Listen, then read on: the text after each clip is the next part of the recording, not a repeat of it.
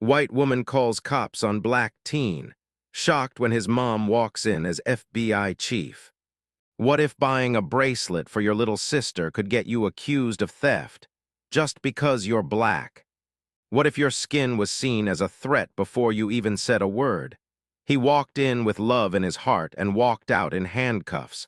But that's not where his story ends. Stay with this video because what happens next will leave you speechless.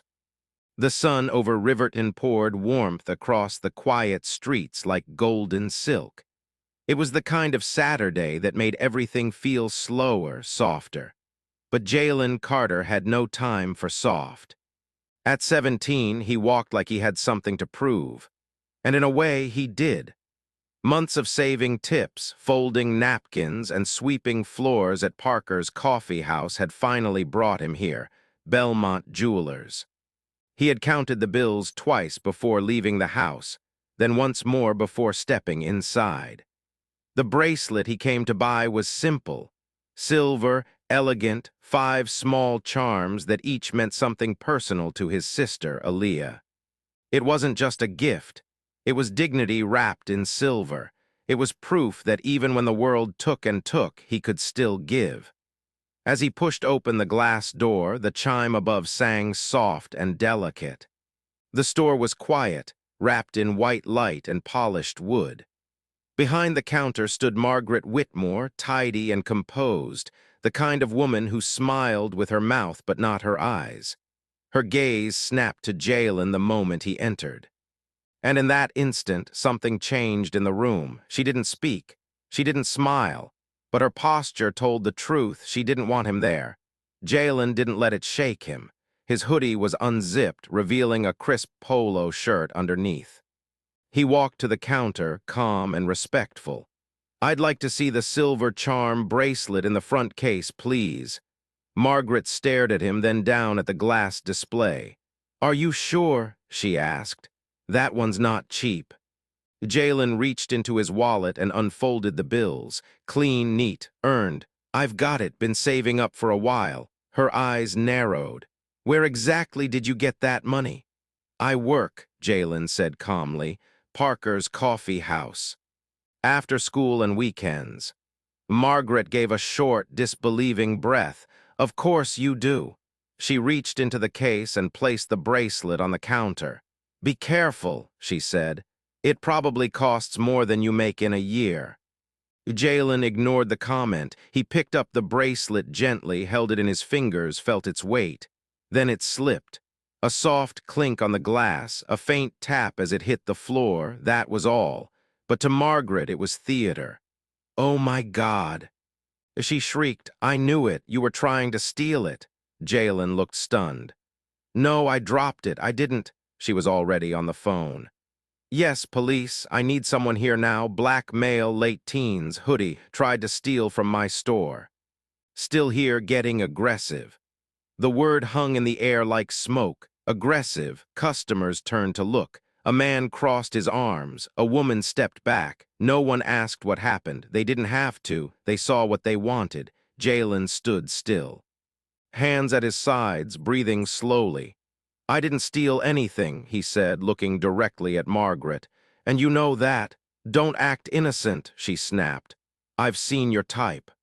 You walk in here like you belong, but you're always waiting for the right moment to take what isn't yours."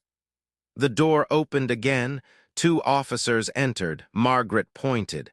"That's him, right there." Officer Blake, tall and heavyset, stepped forward. "Hands where I can see them." Jalen didn't move. "I didn't do anything."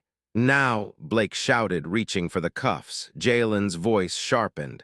"Call my mother." "You can call her at the station." "No," Jalen said, firm and unwavering. "Call her now." Margaret rolled her eyes. "Oh, what's she going to do? Come yell about racism? File a complaint?" Jalen said nothing. He pulled out his phone slowly, carefully, and made the call. "Mom," he said, "I need you, Belmont Jewelers, right now." He didn't sound scared. He sounded ready. Because what Margaret didn't know, what none of them knew, was that the woman on the other end of the call wasn't just his mother. She was the reason everything was about to change. The tension in Belmont Jewelers was like a stretched wire ready to snap. Officer Blake's hand hovered near his cuffs, eyes locked on Jalen, who stood still, breathing slow, jaw clenched. Officer Doyle, younger, sharper-eyed, hadn't moved yet. He watched, uncertain. Margaret Whitmore stood behind the counter like a prosecutor in her own courtroom, arms crossed, mouth tight with satisfaction. To her, this was done, sealed. The story she told on the phone was already being believed. She had shaped the moment with just one word, aggressive. But Jalen was calm. He had made the call. Now he waited. Minutes passed slowly, like air thickening. The other customers in the store shifted awkwardly, pretending to browse but really watching. One whispered to another. Another pulled out her phone, recording. Outside, a black SUV pulled to the curb with a quiet stop. The passenger door opened. Simone Carter stepped out. She didn't run. She didn't need to. Every step was power. She wore a navy blue pantsuit fitted and pressed, heels that struck the pavement like punctuation. Her presence didn't announce itself. It commanded the room the moment she entered. She walked through the front door of Belmont Jewelers like it was her own courtroom, her eyes scanning the scene in a single breath. She didn't yell. She didn't flinch. She raised her badge. "I'm Dr. Simone Carter, Chief of Police for Riverton." Gasps broke in the corners of the store. Jalen didn't smile, he just exhaled. Officer Blake froze, his hand still gripping the cuffs but no longer certain. Doyle blinked, stepping slightly back. Margaret stared as if her entire foundation had shifted beneath her. Simone turned her eyes to Blake and spoke with deliberate calm. "This young man is my son." No one spoke. The air inside the store thickened into silence. Simone didn't raise her voice. She didn't need to. Her tone was like polished steel, measured, controlled, but carrying weight that made every syllable feel final. "Sergeant," she said, looking directly at Blake, "would you like to explain why my son was being handcuffed without any evidence, without any questioning, without even so much as checking security footage?" Blake swallowed. "Ma'am, we received a call about attempted theft. We were following protocol." "Protocol?" she repeated, the word rolling off her tongue like something foul. "Your protocol is to detain a minor based on the word of a single individual without verification, without investigation, without cause." He shifted his stance but said nothing. Simone turned toward Margaret, who stood silent now, her lips pressed thin, arms no longer confident. "Mrs. Whitmore, would you care to explain exactly what you claim happened?" Margaret's voice cracked slightly, but she tried to hold her composure. "He dropped the bracelet. I saw him. I believed he was trying to take it, so I called the police." "You believed," Simone said softly. "You didn't see him take it. You saw him drop it. And your first instinct was to accuse him, loudly, publicly. Then call law enforcement and tell them he was being aggressive." Margaret tried to interrupt, but Simone kept speaking. "I've reviewed 1,000 body cams. I've investigated cases across this country. Do you know what the most dangerous word in an officer's report is?" No one answered. She turned back toward the officers. "It's aggressive." Because when that word is used against a black teenager, it turns into justification. For force, for arrest, for violence, even when there's no evidence. Officer Doyle cleared his throat, finally finding words. "Ma'am, if I may, I was about to ask to review the store footage." Simone nodded slightly. "Good, let's do that now." The store manager, who had remained a frozen shadow in the background, quickly stepped forward and led them to the screen behind the counter. The footage played, silent and damning in its clarity. Jalen entering the store, speaking respectfully, pointing to the bracelet. Unfolding the money, Margaret hesitating, placing the bracelet down. Jalen holding it gently. The accidental drop, his reaction, her accusation, everything. There was no theft, no intent. Just a boy trying to buy his sister a birthday gift. When the video ended, no one said a word. Doyle rubbed his forehead, looking away. Blake stared at the screen, jaw tight, arms crossed over his vest. Margaret's face was pale. Simone turned to Blake once more. "Well, Sergeant." He said nothing. She turned to Margaret. Her voice was low, but it cut through the store like thunder. "You called in a crime that didn't happen. You endangered my son's life with your assumptions, and you used the system as a weapon." Margaret whispered something, too soft to hear. Her hands trembled. Simone didn't wait for an apology. She stepped toward Jalen, touched his arm gently, then looked back at the officers. "We're leaving." As she and her son turned toward the door, Blake muttered behind them, "Ma'am." Simone stopped. "Do ma'am me, Sergeant. I'll be filing a report with Internal Affairs and the mayor's office. I expect full documentation of this incident. Every call, every statement, every minute of body cam footage." Blake nodded stiffly. Margaret stood still as stone, eyes wet but lips sealed. Her world had shifted, but not enough to bring the truth from her mouth. As they stepped outside into the warm afternoon, Simone placed a hand on her son's back. He didn't speak. He didn't need to. His eyes were filled with quiet fire, not relief, because what had just happened wasn't justice. It was survival, and it wasn't over, not yet. The glass door of Belmont Jewelers swung shut behind them with a soft click, but the weight it left behind echoed like thunder. Outside, the sun still shined, the street still hummed with the rhythm of a Saturday afternoon, but something in the air felt different. Jalen Carter stepped out onto the sidewalk beside his mother, each footfall slow, heavy, his shoulders stiff with something far deeper than exhaustion.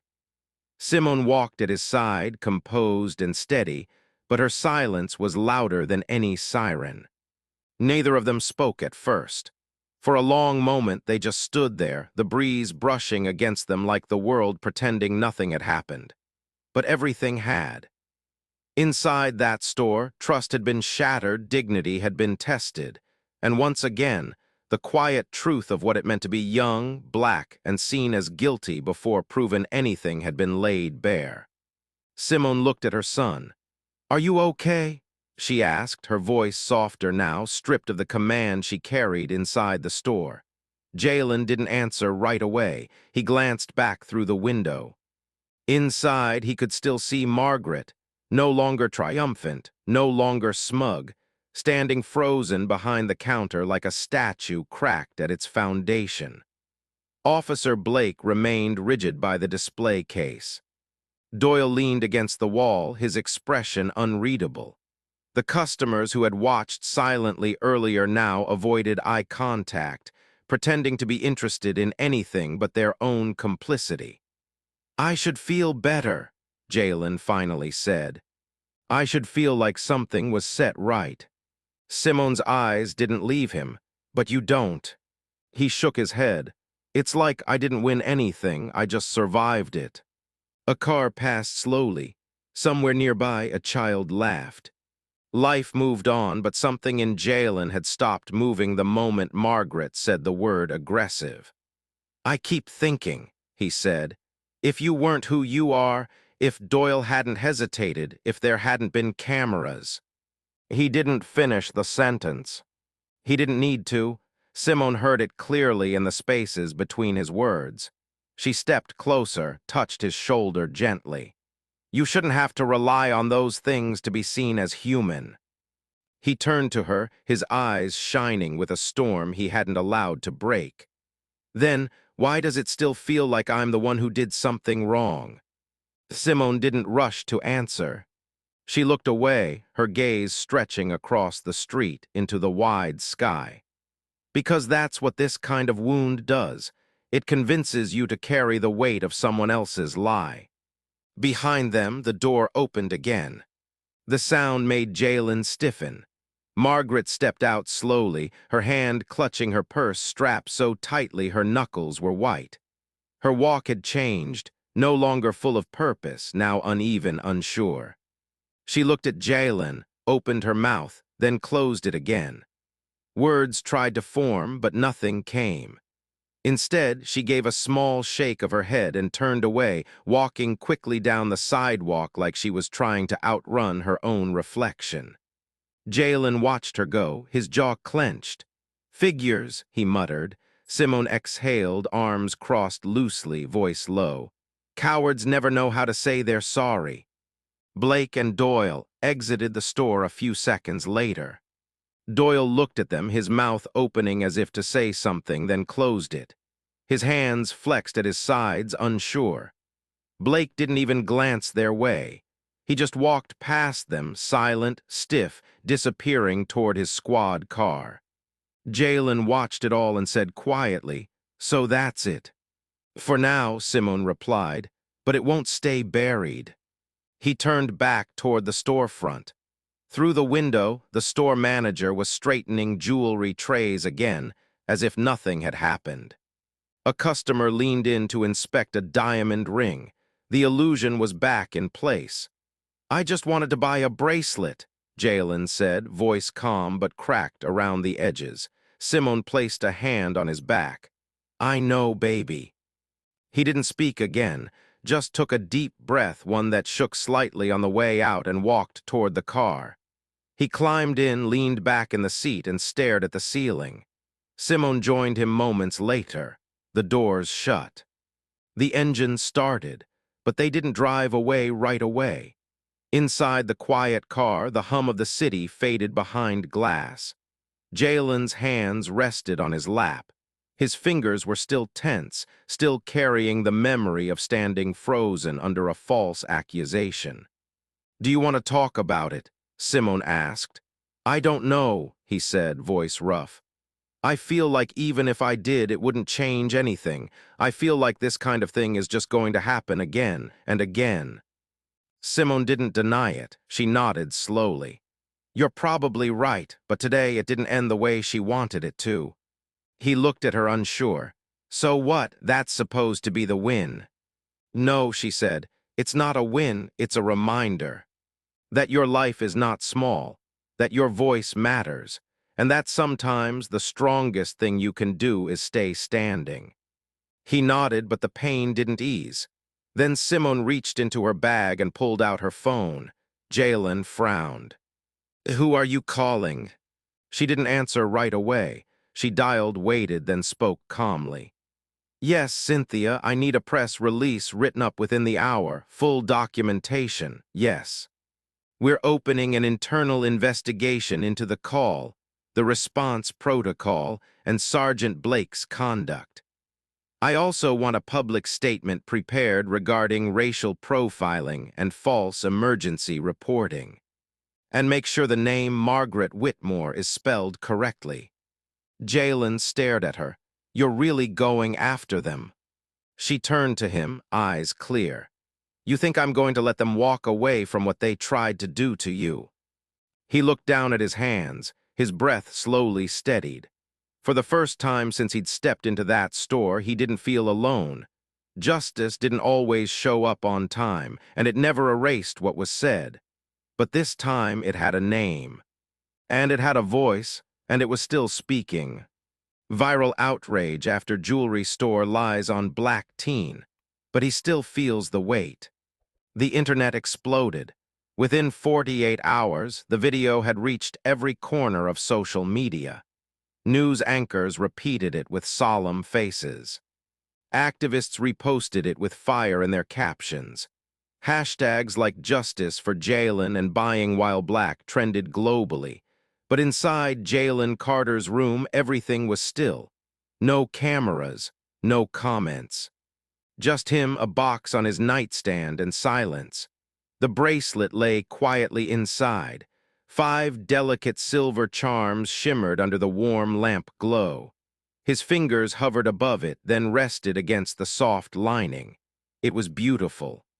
It was perfect, and it was never meant to carry this much pain. The gift had arrived 2 days ago. His mother placed it on his dresser without a word. She had returned to that store alone and bought it.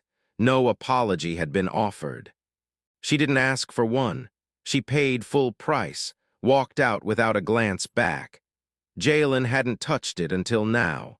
The room was thick with that familiar heaviness, the kind that wrapped itself around your lungs, made you doubt what peace was supposed to feel like. Notifications kept lighting up his phone. Messages from strangers, interviews requested, podcast invites. People were calling him strong, brave, inspirational. But none of them had been there when Margaret looked him in the eye and saw only a threat. The door creaked open. Aaliyah ran in with her usual whirlwind energy, her smile wide, voice glowing. "Jalen, look what Mom gave me."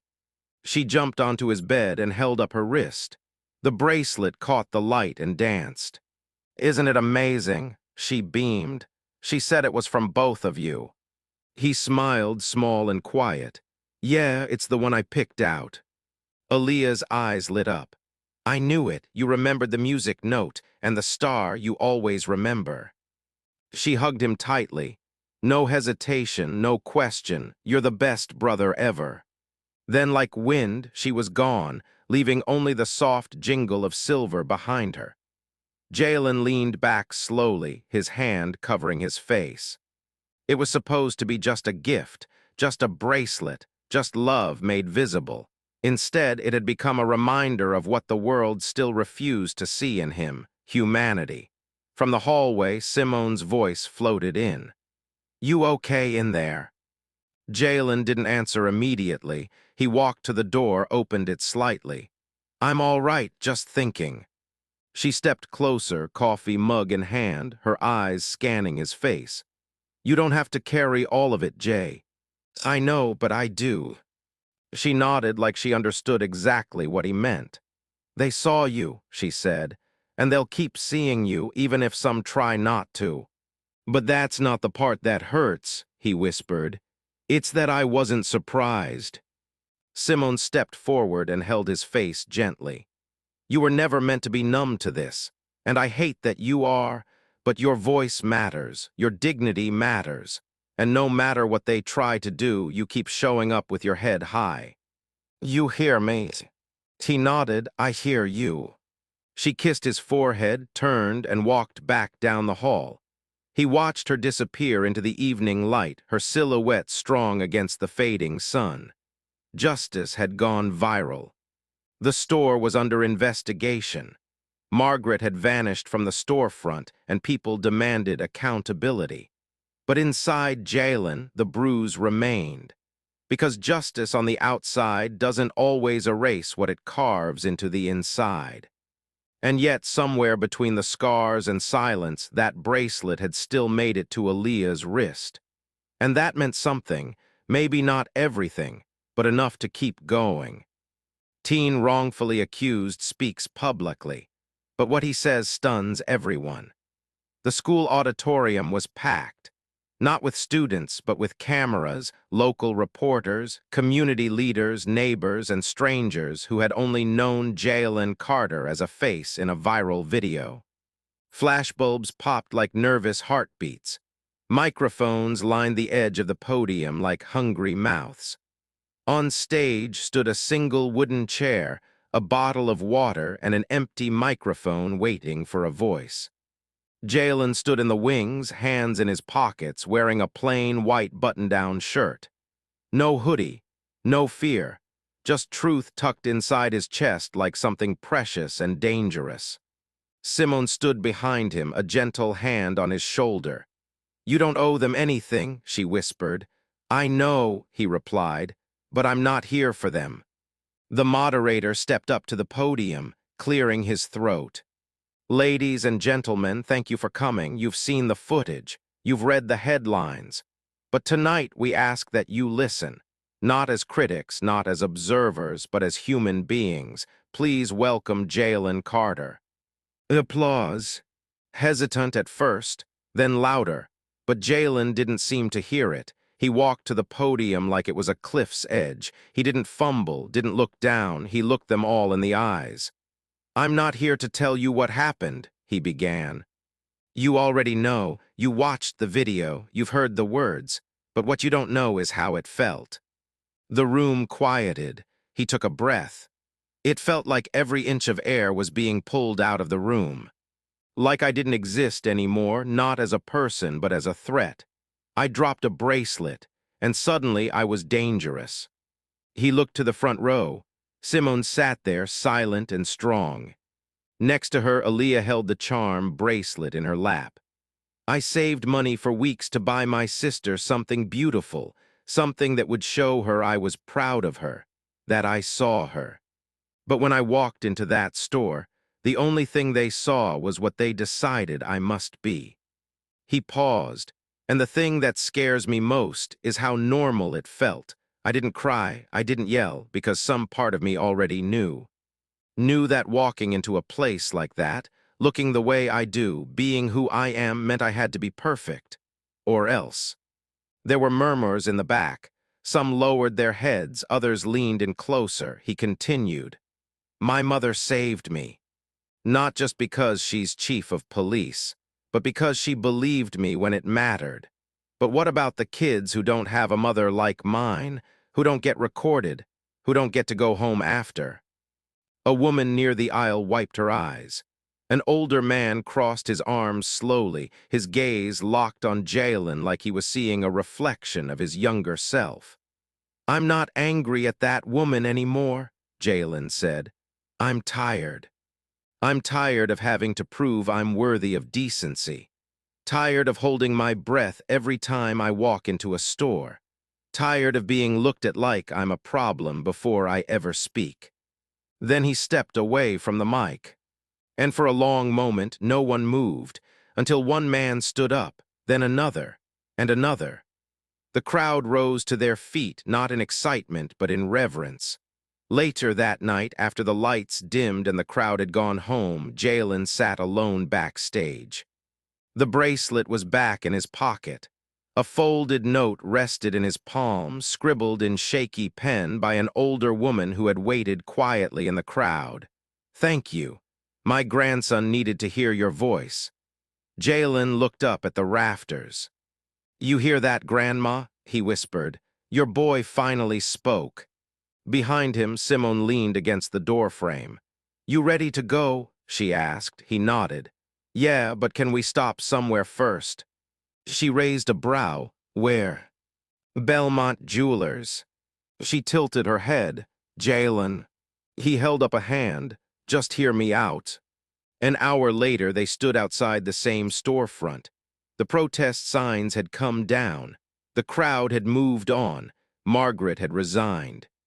The store sat quiet in the dark, closed for the evening. Jalen pulled something from his jacket, a folded piece of paper. He slipped it under the door. Simone asked gently, "What was that?" He looked down the street, then back at the shop. "A letter," he said, "telling them I forgive her." Simone didn't say anything at first. Then she smiled, not out of pride, but out of deep, aching understanding. "You sure?" she asked.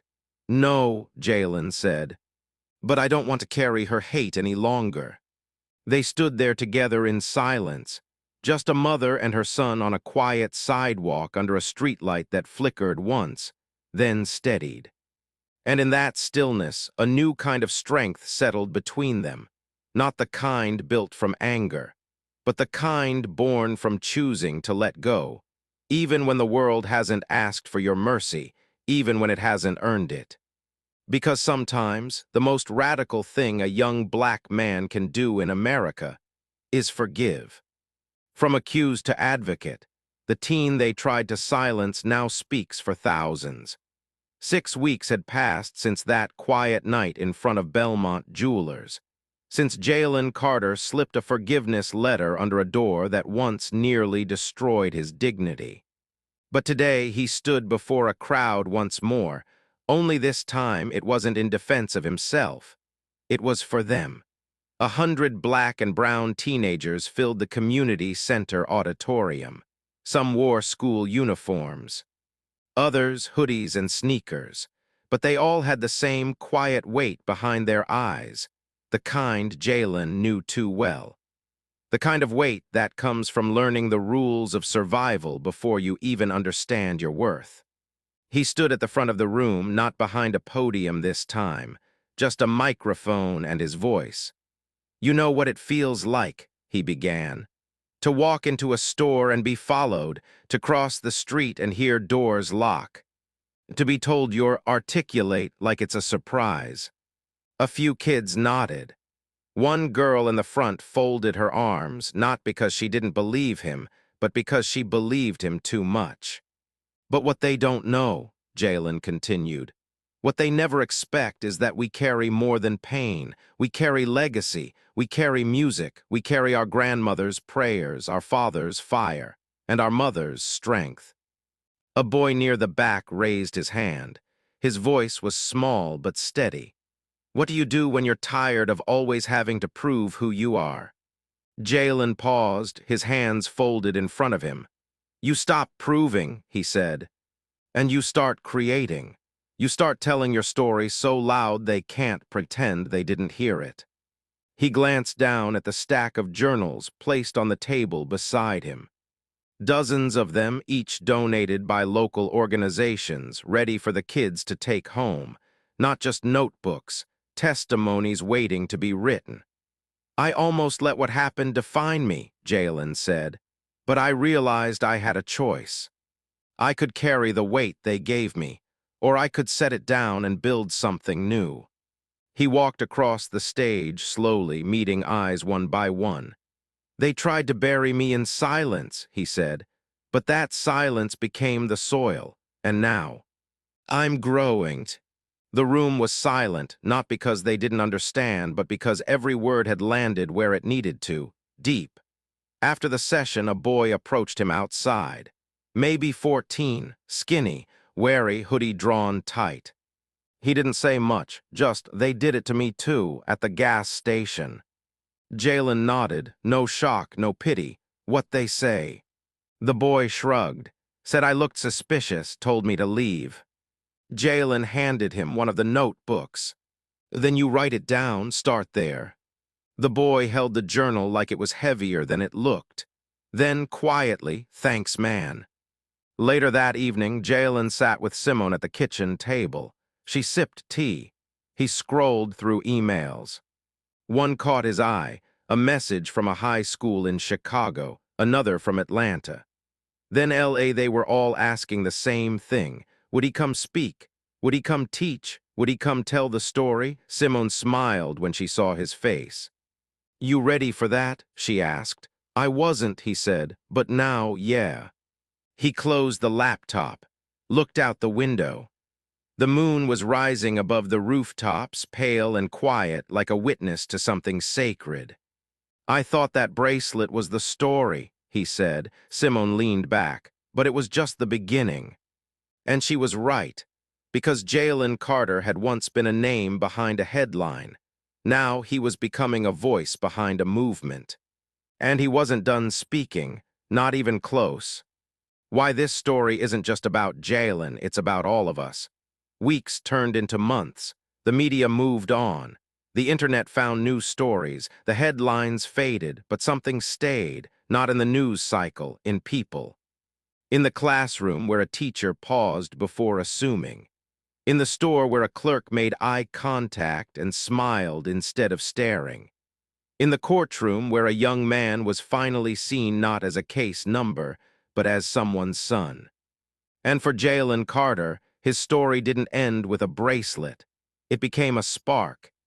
He visited schools, spoke to churches, stood on protest lines not with fists raised in anger, but with hands offering understanding.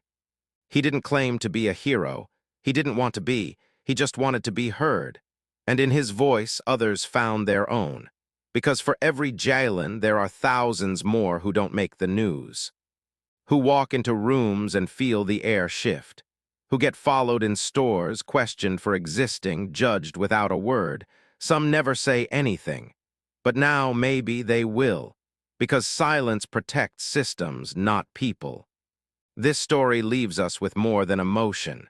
It leaves us with a mirror. What kind of world do we want to live in?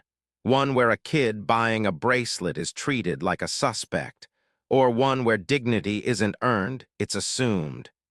If you've ever been like Jalen, judged too soon, silenced too often, know this, your story matters. Your voice is not small, your truth is not a burden. And even when the world feels deaf, your presence is proof that injustice has not won. And if you've never been in Jalen's shoes, if you've never had to explain your humanity to people who refuse to see it, then your role is just as clear. When you witness injustice, speak. Not because it affects you directly, but because it affects us all. Because when you stay quiet in the face of racism, of profiling, of cruelty toward the vulnerable, you don't stay neutral. You stay comfortable. Comfort has never changed the world. Courage has. And what if one small moment of courage, like Doyle hesitating, like Simone showing up, like Jalen standing tall, was enough to shift the direction of someone's entire life? This isn't just Jalen's story, it's a call to action, to believe survivors, to challenge bias, to speak up when it's risky, to create space where every child can feel safe just being. Because justice isn't a courtroom outcome, it's a culture we build one choice at a time. So remember this, a single false accusation could have destroyed a boy's future, but instead it revealed a strength no lie could bury. And through his strength, we are reminded, being black is not a threat, being young is not a crime, being human is not conditional. Let that be the story we tell. Let that be the future we build together. Jalen's story is a powerful reminder that sometimes it only takes a glance, a bias, or a moment of silence to leave a lasting wound. But from those same moments, courage, love, and truth can rise even stronger. We may not be able to rewrite the past, but each of us has the power to shape a future where every person, no matter their skin color or background, is seen, valued, and treated with dignity. If this story moved you, take a moment to like, subscribe, and share your thoughts in the comments below. Your voice helps this message reach even further, and it reminds others that they're not alone. And be sure to stay tuned for the next episodes, where we'll share more powerful stories, true accounts of the struggles, injustices, and breathtaking triumphs of Black individuals that most people have never heard. These are stories of strength, resilience, and the unstoppable spirit of rising above. Stories that will inspire you, challenge you, and stay with you long after the video ends. We'll see you in the next chapter of this unforgettable journey.